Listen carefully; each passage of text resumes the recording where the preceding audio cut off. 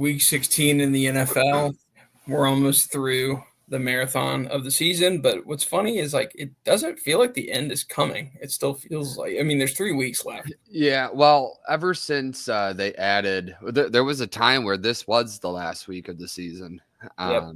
Before 93, I think, when Yep. they started adding the bye week. We would have been almost in the the NFC Championship would be like, or the NFL back in the 70s, they would be playing. They'd be playing this game playoffs right now, the week before Christmas. Yeah, the conference championship games would be like the week of New Year's Day. Yes. Yep.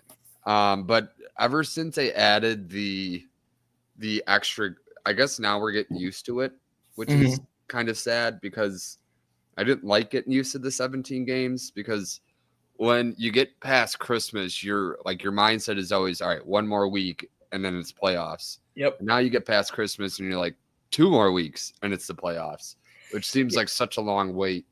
Yeah, there's something weird about like I'm not a big. I think week 18 is like. I don't hate more football necessarily. What I would have really liked is that I wish they'd just start the season Labor Day weekend. Yes, yeah, Labor Day weekend would be the. Yeah, this year the college slate was so bad on Labor Day weekend. I'm like, oh yeah, they could have easily. And now, especially where college football is heading, like where, yeah, you're not going to get many good Labor Day. Games anymore. Yeah, I don't see why the NFL just won't play week 1 Sunday of Labor Day. They're probably, as they say, when they add the 18th game. But see, once you add an 18th game and you add a second bye week, now you're finishing like spring training has started. Like there's going to be spring training baseball the day of the Super Bowl. I think it'll be easier to get the players union to go on board with it if you just say like, we'll cut a week off of training camp. And then they'd be like, okay. And football will get worse. Oh yeah, the first 3 weeks of the season will just be sloppy. And back in the day, they used to go to training camp like the second week of July, and they wouldn't even start the regular season till the middle of September. Yeah, they'd play 6 preseason games after like make it to the end 4 weeks of 2-a-days. I don't know how they made it to the end of the year. Like that's why they're all suing the NFL. Yeah, that's true. Because like they did get injured, they just played anyway. Yeah, they're like, yeah, I've had 7 concussions this year, but I'm about to go over the middle against Atkinson and Jack Tatum. I need to be able to pay for my house. That's true because you're motivating a bunch of guys who were making $40,000 a year. Hardly. Yeah. Some of them were making. That was back then. That was a big paycheck. That was a big paycheck. Yeah. And now these guys are making, like, just do the math. What is like highest paid quarterback in the league? Who is that right now? I forget. I lose track all the time. Is it somebody that'll get? I think Burrow. Herbert or Tua, one of those. Herbert. Somebody got a contract this offseason. It's not lots. Somebody that in February will overtake them, I'm sure. Well, who would be up for it this year? I think Dak's number 1 right now because I think he signed one. Oh, yeah. He signed one just before the season started. Right? Yeah. So Dak is, and then who would be the next quarterback to? I mean, the Purdy's probably next. Oh, Purdy. Yes. Purdy. Yeah. So Purdy, you could say. Lawrence got paid already. Yes. 21 draft class is bad. I'm going to guess before the Super Bowl, Brock Purdy becomes the highest paid player in NFL history. Yeah, and he's the only quarterback from the 22 class that'll get like a big. Yeah, and I can't think of anybody else that's coming up on a contract year. Stroud will get one in a couple years, but he's still a couple years away from it. Yeah, at least a year. I mean, at this point, Bryce Young and Anthony Richardson aren't even guaranteed to have jobs by the end of next season. Yeah. Who was last year's draft class as well? I said Young, Stroud. I mean, now and then we're getting into the rookies this year, which so now ourselves. Yeah, it'll be interesting though. Maybe Aaron Rodgers signs another big contract somewhere. That'll be the one topic I actually want to cover beforehand. Oh yeah. Is it a hot take to think that the Jets should actually bring him back? I just think they need to go in a different direction. The Jets. I know he like by the numbers, but actually by success rate, he's still like a bottom 10 quarterback, bottom third of the league quarterback. Like I know that is a hopeless team. Oh yeah. I Did you hear the story about Woody Johnson today?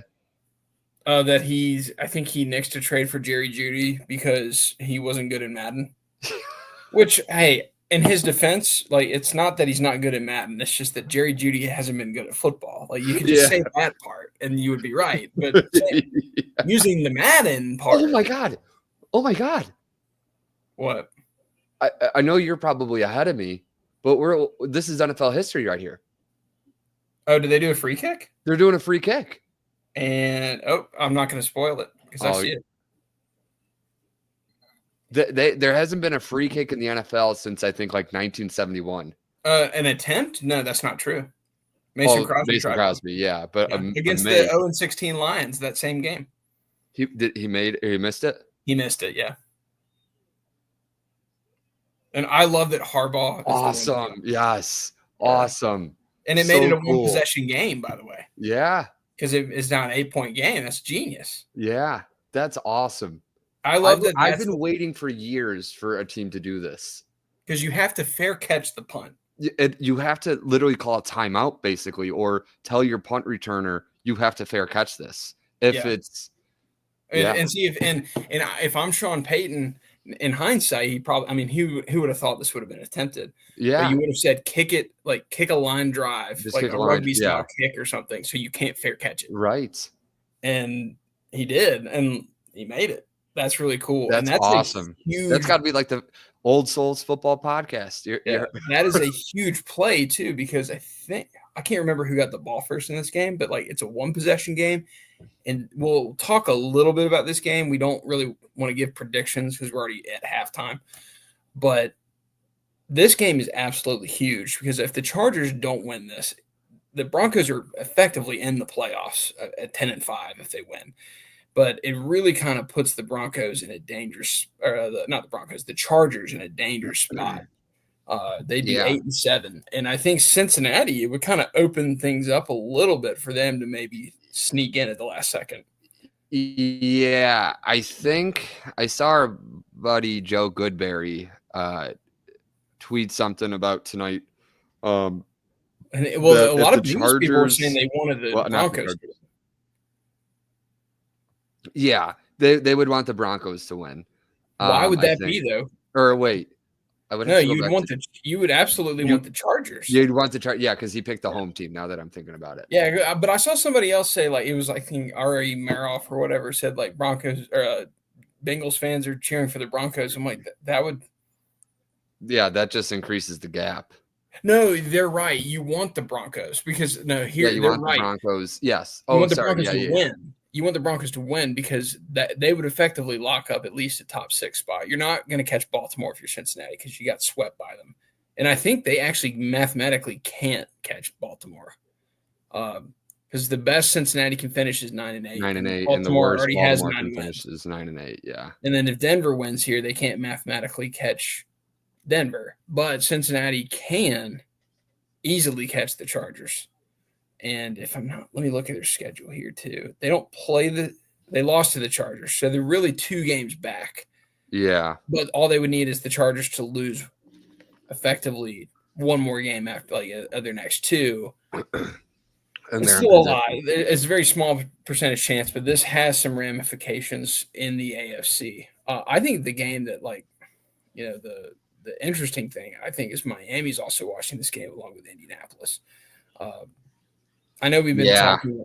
I don't think those are either likely. I think the Chargers are still probably the safe bet to be that 7 seed, but this game still matters a ton.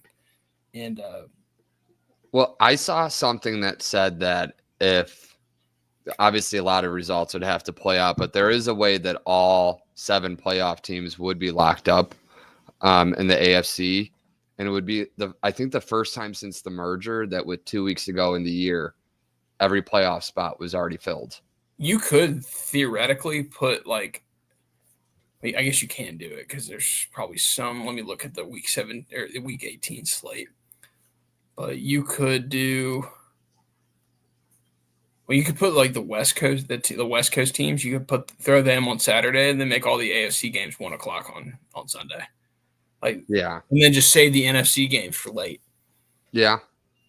But I Fun. mean, and even the NFC, like I think Green Bay and Minnesota at this, like Minnesota could still win the North, but like Green Bay is like one of the least interesting teams right now for the next 3 weeks because it's like they're effectively in the playoffs, but Yeah, they're they not could going go to win the 13-4 and be the 6th seed. It's really like, are you going to be the 5 or the 6? Yeah. And I think really like, and that even depends like who I'd rather play. Like, would I rather play Tampa, which would probably be the 4? Yeah. Or would I rather play the Rams? Seattle or the Rams, yeah. Yeah. I don't think it's Seattle at this point. Yeah, I mean, Seattle, that was a bad loss the other and night. if Arizona wins the West, then they would be the 4. They probably wouldn't even be the 3. So like Yeah. and Green Bay can't even really control that because like Minnesota, the loser of Minnesota to Detroit's probably the default number 3 or number 5. Like, so I think Green Bay is basically like we're a 6 seed. We'll see who we play. Like, I think that they're locked in, but the NFC, I think it's more about seeding, and then Philadelphia's kind of just waiting to see if there's like some damage done by the NFC North race to see if they can sneak into that one. Because really, you obviously want the 1 seed. The 1 seed means more than anything, just because you get the bye and you're the only team that gets the bye.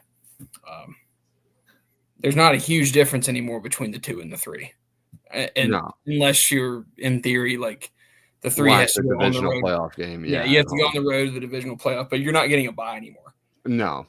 So we'll move on to the games we can actually pick. So we get 2 Saturday games. I want to complain a little bit to the NFL. Yeah. Oh, yeah. Last weekend, what do we do? Yes. Last weekend was actually the weekend we wanted Saturday NFL, by the way, because this weekend there's the college football playoff. Like, I wouldn't have wanted more than one. Well, and the way they schedule these games too, like I think part of me wants to blame the playoff too for that because like technically the NFL's been here longer than college football. And the college football. Well, yeah, and the college football has been around longer, but the NFL has had this time of the year longer than college football has had this time of the year. So why? But my main question is, why are we not playing?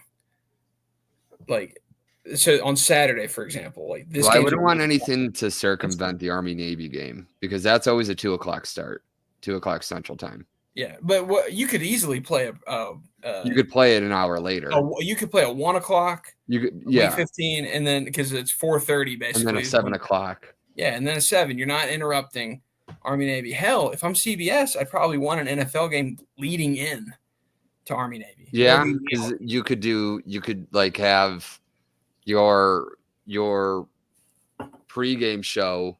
Yep. Be a split of your college football guys, and then like a transition into or the other way around, I should say. Your NFL guys and a transition into your college football. Yeah, or vice versa. Like, maybe for Army Navy, you want a pregame, like a real pregame. So, like, but make an NFL like the lead out. So that way you're making your Army Navy product even stronger because you're bringing in a fan base that like I don't watch the Army Navy game all that much. Like I do, I love it. I like the pregame stuff, but the football game does not interest me. Like I like it. I think it's fun. I like the way they play. I love the like I said, I love seeing the cadets. But like once we get into the fourth quarter, like I don't care. Like you don't want to see who's getting second. And I'm not gonna root against the Army or Navy. Like it's not like I can't be like, man, I hate Navy. Yeah. Like, I hate Army. I hate our troops. Like no one's saying. Well, your brother is an Army guy. You got to root for Army. He didn't go to West Point though. That's so like this is not technically Army. It's West Point. It's West Point, yeah. And it's the Naval Academy, which I mean, a lot of Army people I'm sure root for. My brother doesn't really like football, but like I don't necessarily. I'm pulling for all of them to succeed, and it's more of the, like I said, it's the pageantry, it's the bigness of the game. Mm-hmm. But going to this game, Texans Chiefs, Mahomes is going to play. That's pretty much announced. So it looked like his season was going to end, and then he didn't like even his patented limp every year. Yeah. And then he overcame adversity and won the Super Bowl. Yeah. How does he do it? Yeah, it's crazy. But um and the Texans, like to me, like they're and even last week, this is a team that their actual identity falls on their defense. I really didn't like Houston like in the last month or two. I thought they were super overrated. But I'm going to tell you this: like their defense is actually a Oh, their championship. defense is very good. Yeah, like Stingley is the best corner in the NFL right now, but they have like guys all over their defense. You can tell D'Amico Ryans has put like his like handprints all over this. Uh, I think they're going to really give Kansas City some problems. I think Kansas City is still not solved a lot of their issues. They to me like they have to manufacture a lot of their big plays. I just think the Texans can come in and suffocate offensively. The question will be, can Stroud make enough plays, which he hasn't been doing, and can they stop the magic? Yeah, I'll be interested to see like how like McDuffie, right, like how he does against Collins, because I think Collins, watching him every week, I won't say he's like Justin Jefferson or Chase level good, but that dude is he's a dog. Like he is so good. Yeah. And Michigan guy. And I love Nico Collins, but outside of that, and Mixon's been good in the run game, but it's just they don't have like an explosive gene. These teams are kind of the same thing, actually. The more I think about it, like I think they have a capable quarterback. Like it's almost more brand name than actual production this year. Like Stroud and Mahomes are both awesome. They're clutch, but they haven't been doing a lot this year, and their offenses are stagnant. Their defenses are suffocating. I think I'm going to take Houston in this game, though. I just think Kansas City's limping at the wrong time. I'm kind of going to treat it like how Kansas City looked last year this time of year. I think they're kind of limp into the playoffs and then figure it all out. Give me the Texans 20-17. I'm gonna roll with Kansas City.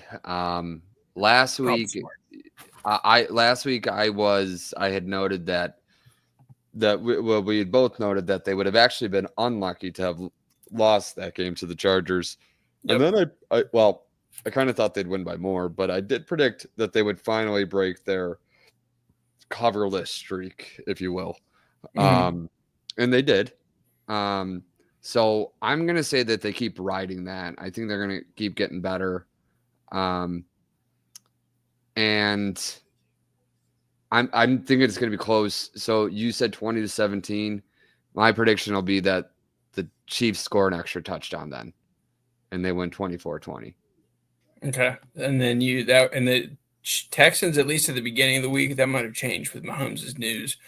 The Texans actually opened as favorites this week, but you're taking the Chiefs. I'm taking the Texans. Yeah, I'm pretty excited for this game. Right now, it's -3 according to Pro Football Reference. And this game is at 1 p.m. Eastern on Saturday, I believe. And that is up against the Penn State game. Yeah, I'll probably watch the Texans Chiefs. I don't care about Penn State. But still, it's really stupid that we have college football playoff and NFL games. Penn State will win that because it's not a top 10 team that James Franklin is playing. So but I just like I said, I mean, we can't find windows to cooperate. Like, why not have 2 Friday night games? Yeah. Because isn't there's I guess well Texas should be the Friday night game. You could play one at 6:30. Tomorrow's gonna be fun though. Notre Dame, Indiana. It's just one game though. That's the problem. I know, but the snow is gonna be falling in South Bend. Yeah. It's how we've been wanting it's how we've been wanting FBS playoffs to be. Yes. Now the last step will be the NCAA actually sanctions a championship. Yeah. So the top level NCAA championship of football. Also, the bye team should have a home game too. Yeah. They shouldn't play those in neutral sites. Good luck. It's all about money. Like Arizona State, they deserve they don't need to go to they're not even going to the Fiesta Bowl. No. Yeah, there's some things you could change, but at least they're going in the right direction. Yeah. Steelers Ravens. Steelers finally, I think, got owned.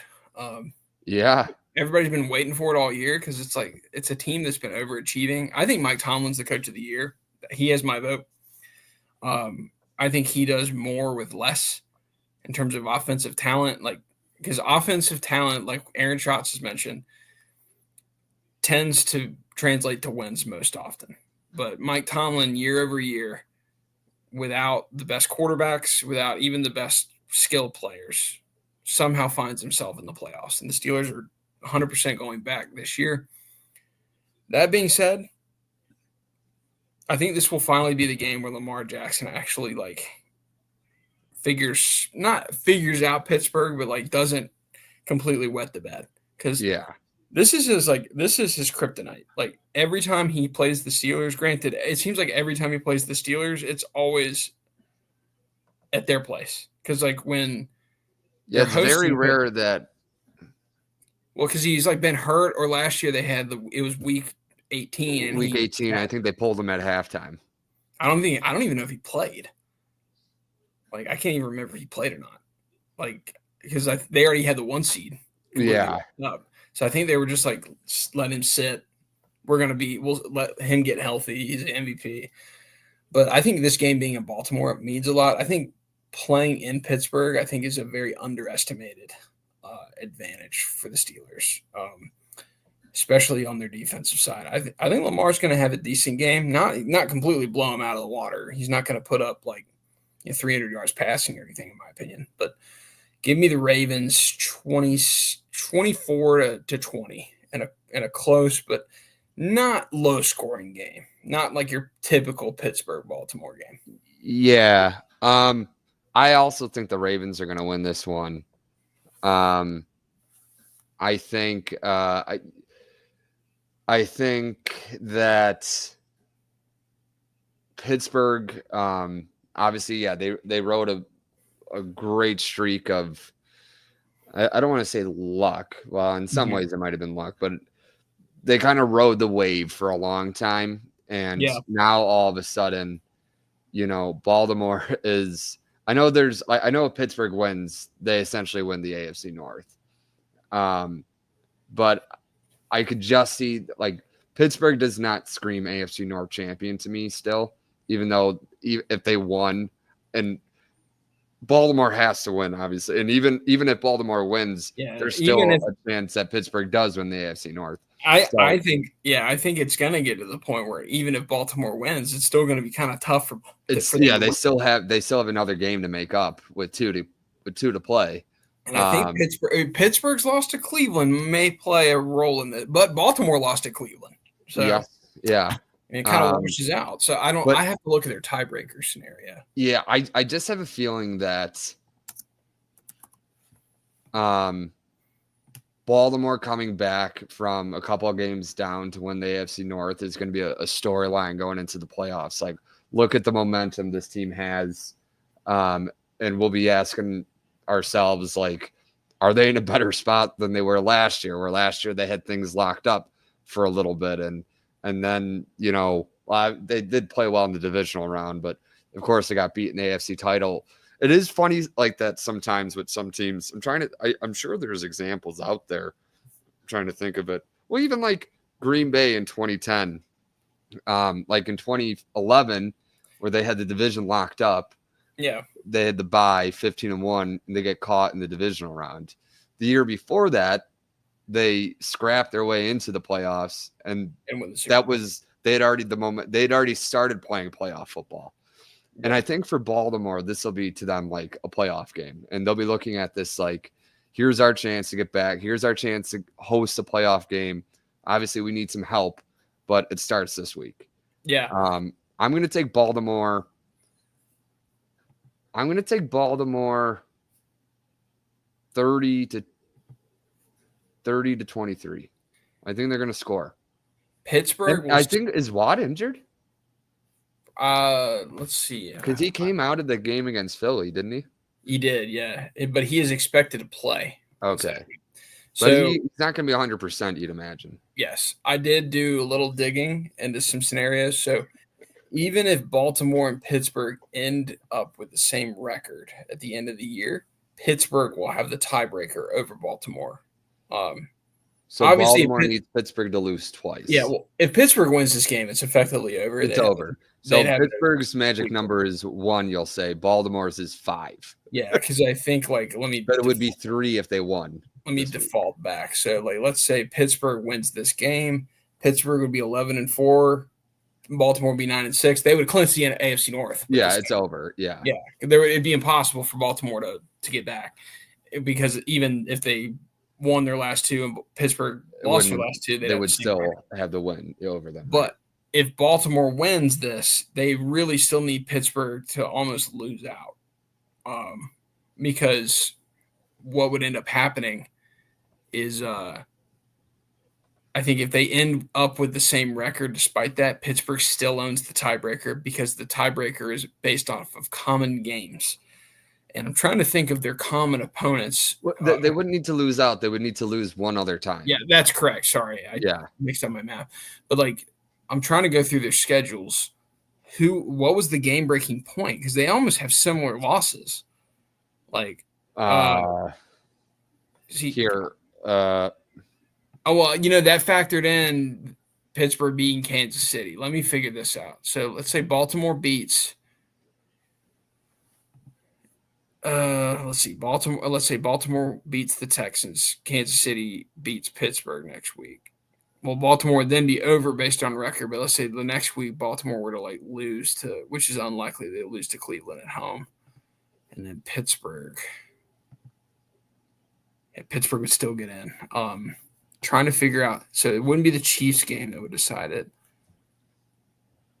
Hold on, let me look at their. Oh, the Raiders. That's what it is. Oh my gosh. The Ravens losing week 2 to the Raiders. That decided a lot. A game they should have easily won is going to come back and kind of haunt Baltimore. Who knew? I mean, we all knew, but we all knew, because it's that's a game you can't lose. But who knew that the Raiders would affect the playoffs? The Raiders at one point were 1-1 on the season. They were at 500. People forgot. Yeah. That's crazy. But yeah, we're both taking Baltimore in this game, but I think we both agree Pittsburgh very likely to win the AFC. It would take a lot, but which is crazy, because there's a scenario where Pittsburgh loses 2 of their last 3, and they still, or 3 of their last 4, and still come out with the North, which is weird to say. Yeah.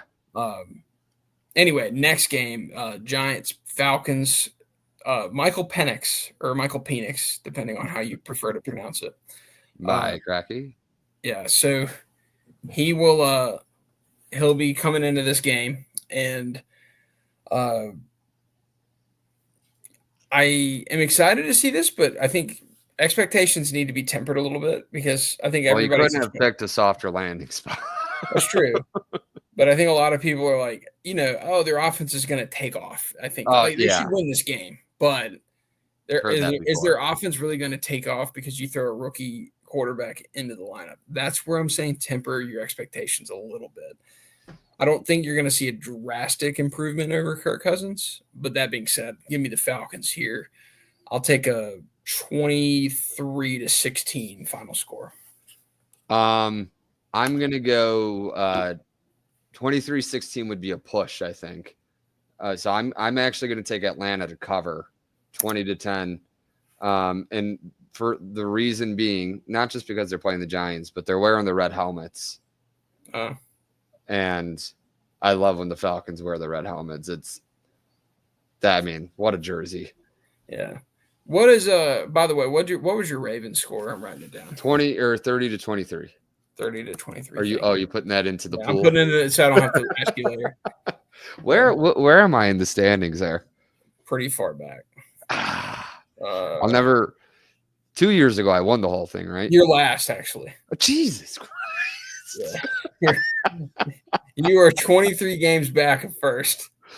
2 years ago, I won it. So and last year I had a comeback. I nearly put myself back into it. I think we're running out of time though, because we really only have 2 weeks after this of the NFL regular season. Then we got the playoff games. The playoff games, and then the college football playoff games. Yeah, so that's it. But watch me win out. You're 65-0. What's that against the spread? If you win 65-0 against Vegas, they'd probably like find you in a ditch somewhere. like Tony Soprano would come find you. Like, what are you doing? But I've been watching a lot of Sopranos, so that's probably what I thought about. But anyway, we're both taking the Falcons pretty easy. Pretty easy bet there. Lions. Yes, Lions next. Lions score, give me 27 to give me 34-17. I nearly predicted the correct score last week for the other team. I was literally 3 points away from predicting the right score. I'm going to say 35-14. On to happier times. Let's talk about Cleveland. I don't want to spend a ton of time on this games. I'll say this about the Bengals. I don't care that Dorian Thompson-Robinson is playing. This Cincinnati will figure out a way. They're going to give up 20. We'll give up 20. I think Cincinnati will score 37, though. Cincinnati's – I know they haven't played anybody, but the defense hasn't had to play against a good offense recently. They're this year's Green Bay from last year, where if they get in, they will ruin a 3 or 4 seed season. Yeah. But they will not win the AFC. I'm willing to guarantee that. Their defense is too soft, but they're actually kind of like where they were last year, where like they had a lot of injuries in November and they were like really caught behind. But with Jake Browning, they like nearly played themselves back into contention. Remember, they beat Minnesota, they beat someone else, and they nearly beat Kansas City. Yeah. But yeah, I'm gonna take them to win. I'll take them 33-21 this week. Okay. Yeah, and one of the things about Cincinnati is like they're very soft defensively, but like they can put up 40 points on anyone, even like Pittsburgh. And that's why I'm saying they're very dangerous, but I don't think they can string together like 3 wins to get to the Super Bowl or anything. 3 road wins, but this is not a team like if I'm an AFC like juggernaut, let's say I'm Buffalo, I'm Pittsburgh, I'm Baltimore. Well, Baltimore wouldn't have to worry about Cincinnati in the wild card, but like You'd much rather see the Chargers or the Broncos than seeing Cincinnati. Really, the Broncos, because even like the Chargers, like they're kind of Denver's pretty immature for rookie quarterback. Rookie quarterback. Yeah, but either the Chargers or the Broncos, you definitely don't want to see. The neutral fan should be rooting for the Bengals because that would be one hell of a playoff game. I am. I want Cincinnati. Yeah, I want Cincinnati. I have a soft spot for Cincinnati. But I'm definitely taking, like, if I were betting on this, I would definitely take the over. There's going to be some scoring in this game. I think, do we make that sound every week? Every AFC South game.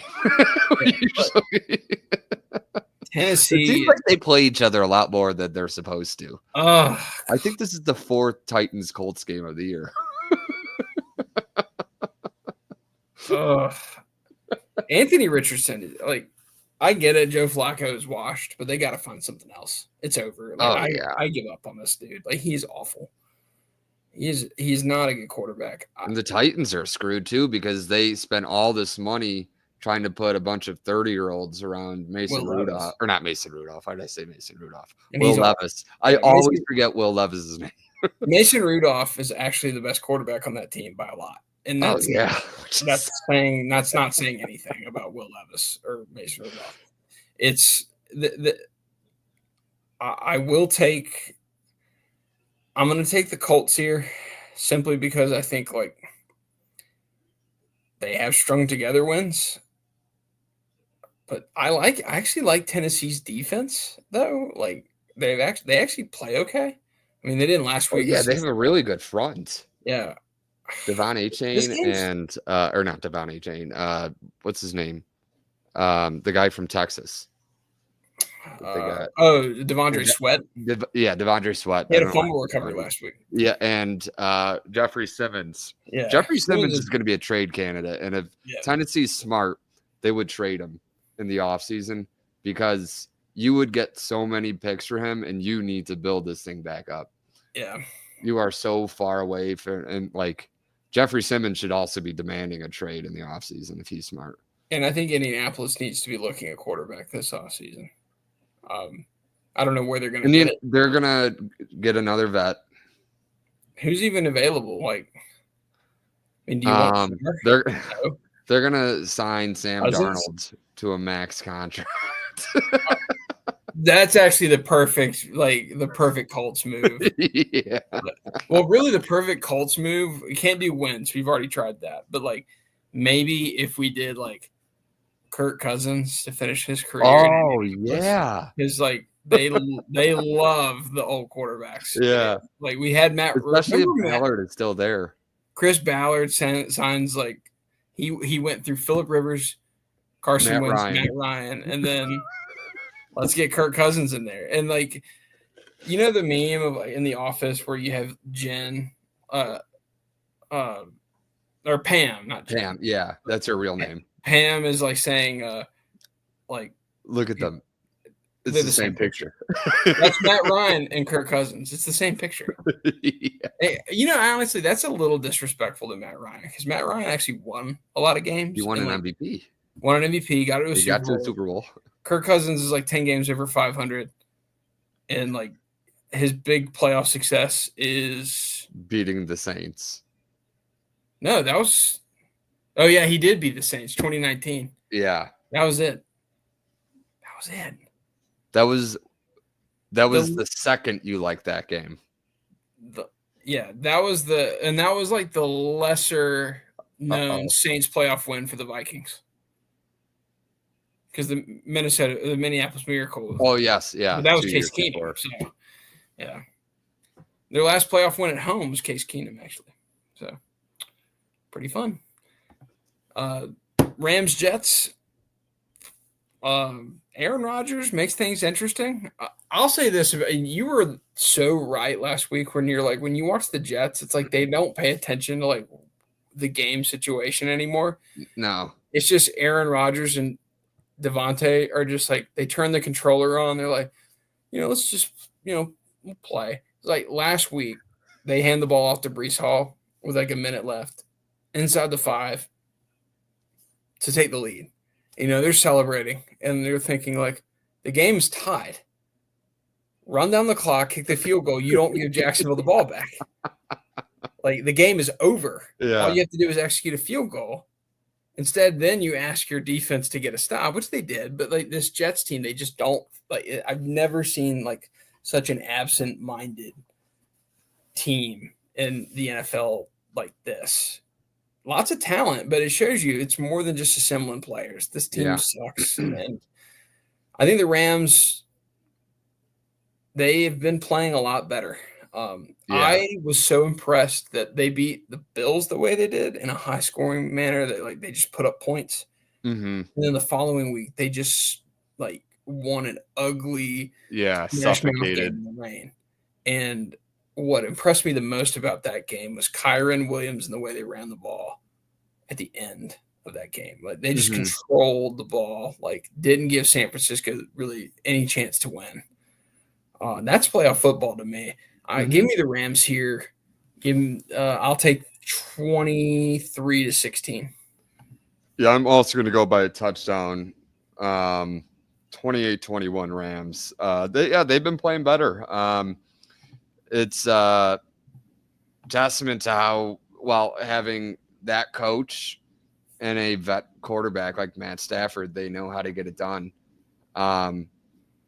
And I know they're two totally different situations, but because obviously one is on the verge of making the playoffs, the other is way behind. But they're kind of like the NFC Bengals in that way. Like you don't want to see them in the playoffs. Like you won't feel, even if you're a 5 seed Vikings or a 5 seed Lions. Oh, that would be fun if Goff had after. I think they're going to end up as they'd probably end up as the 3 though, wouldn't they? Well, there's still a lot to play. Well, did they play the Bucs? I don't think, and the funny thing is, I don't think anybody wants to play anybody in the NFC. That's the funny part. Yeah, Like kind of I a think minefield right now. the 7 seed, I guess, is the one where like, Yeah. well, really, I think everybody's pulling for Atlanta.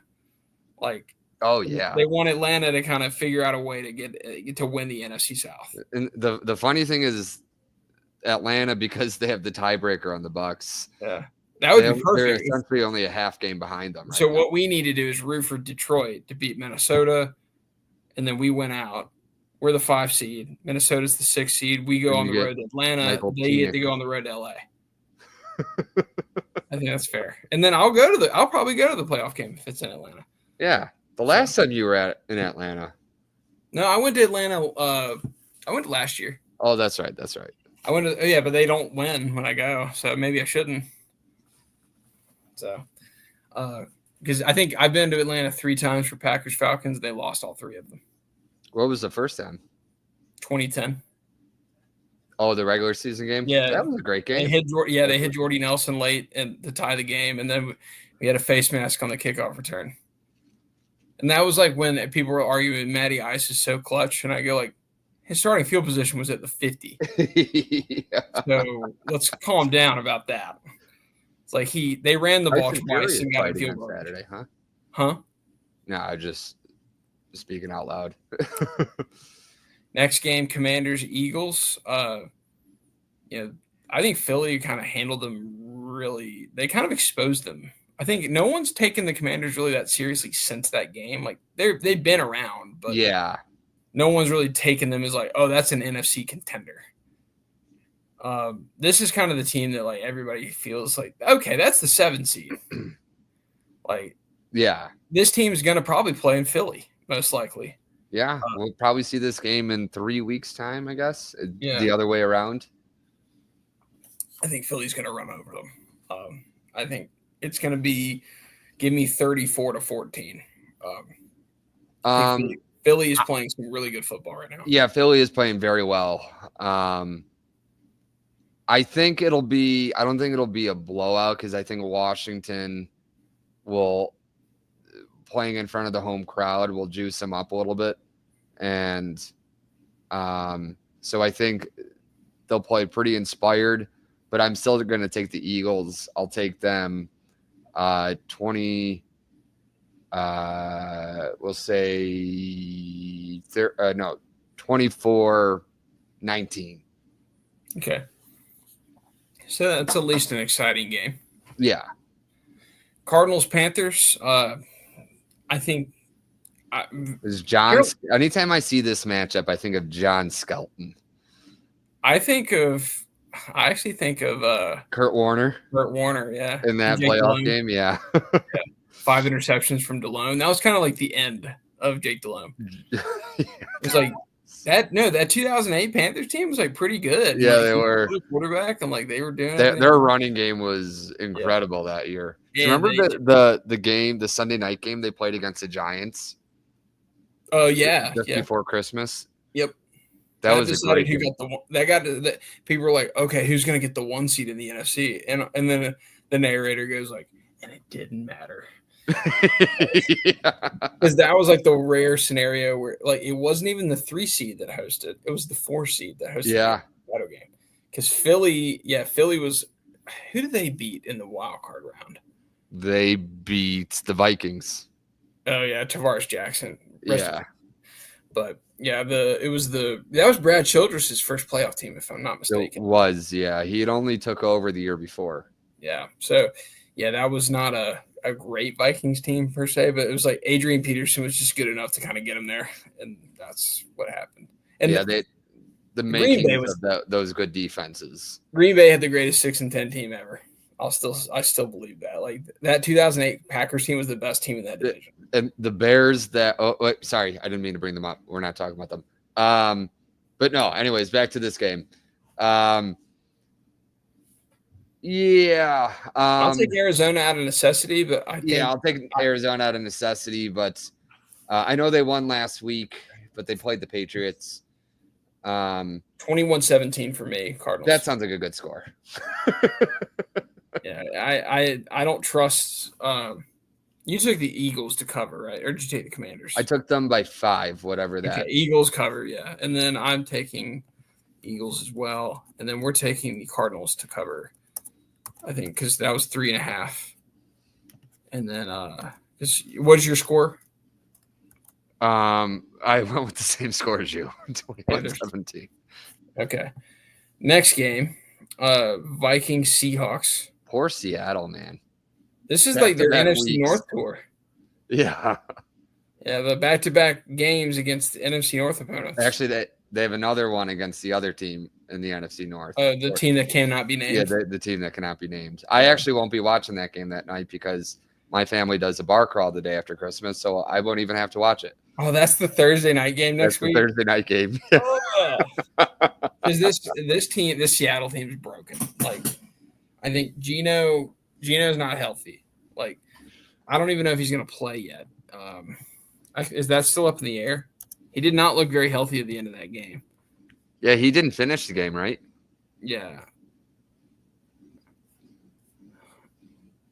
He expects to play. That's what he says. But I think a hobbled Geno Smith against Brian Flores does not bode well for the Seahawks. I think the Vikings will move the ball pretty easily. Give me the Vikings 34-20. Yeah, I'm going to take the Vikings. I'll go 29-17. They're playing really well, and Jordan Addison, I didn't have a lot of belief in him coming out of USC. Yeah. But damn, he's a very good wide receiver. Oh, I loved him. I just my only problem is I don't think he's a 1, but like when he went to this team, I was like, this is perfect fit. It's like he's a really great complementary receiver to Jefferson. And they got a really good passing attack. They just have a good offense. They do, yeah. All around. Just so good. So we like the Vikings in this game. Niners, Dolphins. You know what's weird? What? I think every single time. Now they only play once every 4 years, these two teams. Mm-hmm. I think they always play around Christmas or like the week before Christmas or something. I couldn't tell you. I don't know why I know that, but it feels like every single Dolphins 49ers game happens like this week. It's a great uniform game. It is it used to be. Yeah, back when the Dolphins had good uniforms. But like that in terms of like I love when the Dolphins are wearing their when they wear white. Like let's say they wore their classic white uniforms. And then the 49ers wear their reds. It like reminds me of Super Bowl 19. Yeah. And, like, watching clips of that. And I think that was that at Stanford? It was at Stanford, yeah. Oh, it's just a beautiful the aesthetics of that game. The only thing better or any like a Rose Bowl, Super Bowl. Those are the only. Do you know? Yes, yeah. Which is a pity that the Super Bowl will never be played at the Rose Bowl ever again. But yeah, I did look it up, and it's not so much that they've always met the week before Christmas, but since I started watching football in 2001, they've met. This will be their 8th meeting. So 1, 2, 3, 4, 5 of them have been in December, and the other 2 were late November. Really? So it's a late season matchup for whatever reason, the schedule makers. But I think in this game Miami wins. Miami wins. San Francisco is reeling when they don't play a Division II team. What's going to happen is they're going to back their way into a top 10 pick and they'll draft a Hall of Famer. Yeah. It always seems to work out for them. But also, what's going to happen when they do make Brock Purdy the highest paid? Like, I mean, cut the fat. Deebo Samuel will be gone within 2 years. Yeah, Deebo will probably be gone. Ayuk probably. Yeah. Both of them. Like, well, they just re-upped Ayuk. That's true. But, I mean, in a couple years, though, that might be like maybe at the end of 25, Samuel's gone. And then at the end of 26, Ayuk is gone. And you can trim a lot of contract. But they got a lot of guys that are old, like Trent Williams, then Christian McCaffrey, that are making a lot of money. So I don't think it's as big of a deal that Purdy gets paid. The problem is, like, how do you replicate that amount of talent? Yeah, that's the thing. Yeah, they'll get healthy cap wise again in a few years. Yeah, you But got to it'll hit be on a lot hard of to things. replenish what they have. Yeah, or because what I they don't know, had. like I don't know if Ricky Pearsall can do what Debo Samuel has done. No. I like Ricky Pearsall, but I don't like him that much. Yeah, right. But I like Miami here. I think they're going to be able to move the ball, and Miami's a team that I think they're good at playing from in front, playing when they're comfortable. It's like when you make Miami uncomfortable, that's when things fall apart for them.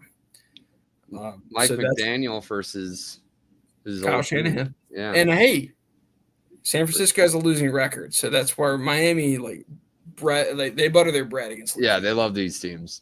Yeah, I'm going to take Miami 20-17. I don't think this is a game most people. It's a game a lot of people would have circled back in May when the schedule came out as, oh, this will be a fun one, and now it doesn't look so fun. Nope. Oh, I think a lot of people are like, that'll be the late game. Yeah. Kevin and Tom will be in South Beach for this one. Yeah. Tom Brady probably requested. He's like, I just want to be at home for Christmas. Buffalo hosting the Patriots. We don't have to spend a ton of time on this one. Yeah. I'm taking Buffalo by a lot. Give me 30 to 13. Bills win big. Yeah, I'll go 34-14. Oh, boy. It's Mac every AFC South. Mac Jones. This is Mac Jones' first trip back to the Raiders, I think, since his infamous hip arm play. But Chandler Jones is now out of the NFL. Is not there no more. Yeah, he's definitely not in the NFL anymore. No, he's we don't know. We don't know what he's doing. Whereabouts unknown. Yeah. I will take the Raiders in this game. I think O'Connell might play, I think, from what I read, from my understanding. And I think that can make a difference, which is crazy to say Aiden O'Connell could make a difference in a game. But I think they're at least capable of moving the ball and getting it really to their playmakers, getting it to Myers, getting it to Bowers, letting them make plays. Jacksonville's not good, and they're traveling. Just give me the home team 20-17. Yeah, I'll go Raiders 17-13. Watch this be the most exciting game of the weekend. Oh, that's actually – and this game has ramifications because I think whoever loses is pretty much like the number 2 pick at worst. Yeah. Because I think the Giants are going to probably end up with the number 1. Mm-hmm. If Jacksonville ends up with the first pick, though, I have to say this. Is it finally enough for them to fire Trent Baalke? If they get the number 1 pick again, this would be You would think. the fourth. That would be the 4th time because they had Lawrence. No, the 3rd time, excuse me. They had Lawrence. I can't even remember the kid's name now. Walker. Yeah. And then they maybe have it like that. They got to fire him. I mean, they should fire him already, but Dougie P is still coaching, which is kind of crazy. Yeah, we thought he was going to get fired months ago. Yeah, after the London game against Chicago, we thought he was done. Yeah, but he's still going. Matt, think about this for a second. I mean, I know you don't want to talk about the Bears, but it's one point. Matt Eberflus got fired before Doug Peterson did. If I had told you that after that London game. It's crazy. This sport is nuts. This sport is crazy. It's a long year. It really is. Bucks Cowboys. Big game. Dallas is pretty much done, but I think they're showing a lot of fight. They played Cincinnati really tough 2 weeks ago. Cooper Rush is going to be the Colts quarterback next year. I also think what's kind of crazy is like, you know how much Trey Lance got hyped up when he went 3rd overall, so the hype was there. Yeah. Obviously. He couldn't even beat up Cooper Rush for the backup job.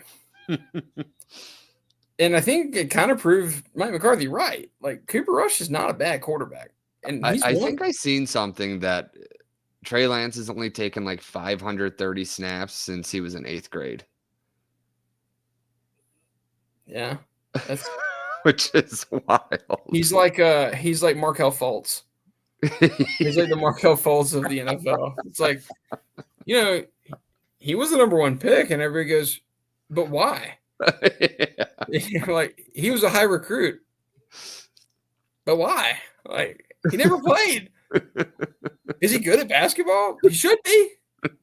I think. I don't know. I mean, he's got all the tools. It's like, what? And I think that's but I think Cooper Rush, he's been playing well. I think they can move the ball in this Bucks defense, but Tampa's offense is like Baker's cooking. Like, he's playing really good. Liam Cohen is going to get a starting job somewhere, or not starting, a head coaching job somewhere next year. What's interesting about Tampa, though, to me, is like they're gonna Baker's gonna keep dealing until he doesn't, and when Baker finally stops dealing, like, I'm not saying it's a complete Fitz magic, but it's gonna be like he's gonna have some boneheaded. He's gonna have a game where he throws 3 picks. Yeah. I don't know when that game is, and it's all like. Yeah. Like Jay Cutler style interceptions. Yeah. Yeah. Fitz magic is more geared towards like Jameis. Because like I think Bill Simmons said something like that when I listened to their podcast. But like that's a good more of a comp for Fitz magic. But I like the Jay Cutler. And he wears the same number. So maybe that's that's what it is. But I'm gonna take the Bucks here by touchdown, 31-24. High scoring game. Yeah, this will definitely be a high scoring game. I'll go 34-26 Tampa. Okay. And then our last game of the week. Green Bay, New Orleans. The quickest show we've ever had. Yeah. It's because we gave one game where we said Lions. And then we just didn't talk about it. Yeah. And we didn't really do much of an intro. But hey, listen to us. Like, we're doing something right at an hour. I'll be pretty quick. Green Bay should win this game. I mean, it's still Toyota-thon, so that's going in our favor. Yes. Yeah, true. My petition, I actually sent a letter in the mail to the executives at Toyota of America. Can we extend Toyota-thon through President's Day weekend? We'll see what happens. No, but I like Green Bay in this game. An owner of the Green Bay Packers. Yeah, I am an owner. Like, me and Kraft, like, we go on fishing trips together. But you go to the Rub and Tuck. Maybe I shouldn't have said I hang out with Robert Kraft. Maybe my wife wouldn't approve of that. Maybe I should. I hang out with Shad Khan on his yacht. How about that? Yeah, me and Shad go sailing in the Baltic, like, every year. Like, we and then me and Jerry, we go digging for oil in our free time. Right. So, like, whenever you want. Yeah. Or who's like the rich tech? He's like the new techie owner. Is there, like, I guess the Washington guy is kind of like that. Yeah. Harris. Yeah. Yeah. Trying to think if there's anybody. I think the tech guys are like, this is too boring of a, like, they probably look at NFL teams as like they don't get rich quick enough off of this. Right. Like, nah, I'm gonna go like build rockets and go to yeah. All right. I'm gonna buy a football team. It's like, you dinosaur. Like, yeah. I'll do that when I have all my money made already. Yeah. Like, Elon Musk could like buy the NFL. Oh yeah. Like, he literally buy every team and make it his own league if he wanted. And still keep yeah. You could do it with all Dogecoin if you want. I have an idea. Elon buys the NFL and then puts all the broadcasts for free on X. Oh, there you go. I'm pretty sure there would be like some antitrust like thing violated. Like, the lawyers were just. I'm gonna get so many threats just for putting that idea.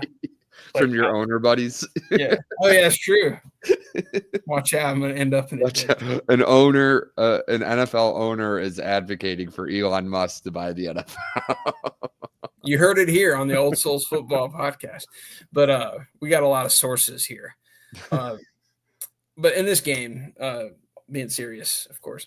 I'm going to take the Packers, but I think more like I like them. Obviously, they're at home. They're playing well. I think they're pretty consistent too. They run the ball really well. Their defense is doing well, but I think it's really ultimately like, what do the Saints even bring to the table in this? I mean, you're going to get Jake Haener or Spencer Rattler. I would think Rattler plays because he is better than Jake Haener. Yeah. I didn't really get that move from the Saints either. Like, why even try Haener? Like, you see these guys in practice, so you probably know which one is clearly better, which Rattler is clearly better than Haener. But Kamara's out. Like, Olave's already been out for the season for a while. Like, it's more of just a matter of like Green Bay has the horses and the Saints don't, and they're going into Lambeau in December on a Monday night. Yeah. I don't. The Saints, like, it could be a kind of game where they like quit, maybe. Yeah. I'm not saying they will, but it might be one of those. Kamara's injured too. Yeah. And like, I don't know how they move the ball. And I say that, and then they'll score 30 points. But yeah, it'll be like the CJ Beathard game in 2018. Yeah. Like, we won that game, but that was like the worst feeling I've ever had after a win. I was just like, we could not stop CJ Beathard. But anyway, any last thoughts on this game before we head out? No, Green Bay will win by a lot, I'm sure.